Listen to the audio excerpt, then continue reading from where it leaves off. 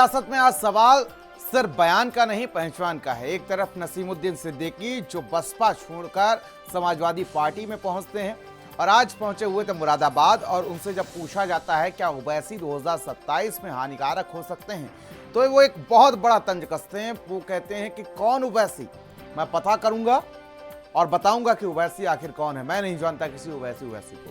और दूसरी तरफ असदुद्दीन ओवैसी का ऐलान, मुस्लिम वोट अब किसी की जागीर नहीं।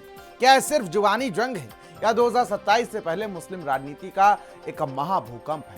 आंकड़े, दावे और तंज सब कुछ दांव पर है और लड़ाई अब बयान से निकलकर वोट तक सीधे पहुंच चुकी है। क्या यूपी में शुरू हो चुकी है भाईजान बनाम पहचान की सबसे बड़ी जंग? आज रिपोर्ट में यही दिखाते हैं आपको।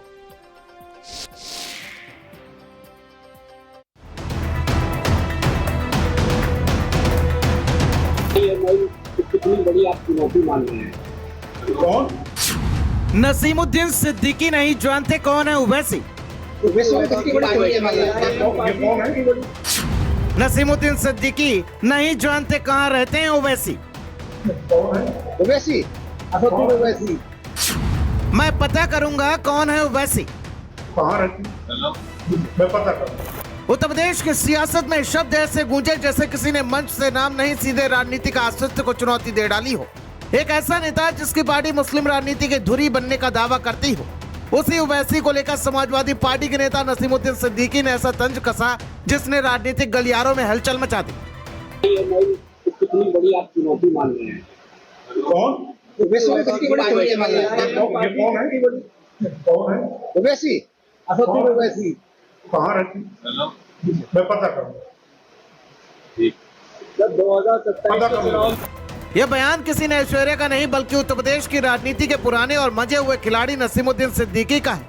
वही नसीमुद्दीन सिद्दीकी जो कभी मायावती के सबसे करीबी सिपह सालार थे, कभी कांग्रेस पहुंचे और अब समाजवादी पार्टी की सियासत में नई पारी खेल रहे हैं। लेकिन इस बार उनका अंदाज ऐसा था जैसे वो ओवैसी को नहीं बल्कि उनकी पूरी सियासत को अनजान पता घोषित करवा रहे हो। और यहीं से शुरू हुई मुस्लिम राजनीति की नई पटकथा। दरअसल ये तंज यूं नहीं उछला, इसके पीछे ओवैसी के वो बयान हैं जिन्होंने समाजवादी पार्टी की सियासत में बेचैनी बढ़ा दी थी। हाल ही में AIMI प्रमुख असदुद्दीन ओवैसी ने अखिलेश यादव पर सीधा हमला बोलते हुए कहा था कि मुसलमान अब किसी पार्टी की बी टीम बनकर नहीं रहेंगे, अब अपना सियासी नेतृत्व तैयार होगा और ऐसा नेतृत्व जो समाजवादी पार्टी पर निर्भर नहीं रहेगा। ओवैसी का संदेश साफ था, मुस्लिम वोट सिर्फ सपा की जागीर नहीं।